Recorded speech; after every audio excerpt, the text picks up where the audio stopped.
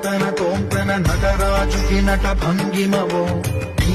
తోంతన శంకరునికి సంకీర్తనవో ఈశ్వరుడే అనునిత్యం తనలో తలచుకునే ఓంకారమువో శివ హృదయం కరిగించే ఆ పంచాక్షరివో ఈ మదిలో